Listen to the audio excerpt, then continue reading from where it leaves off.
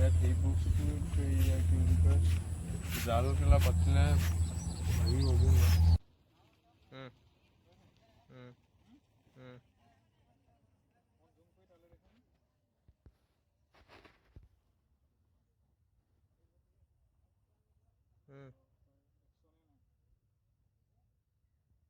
Reaction দিবনে?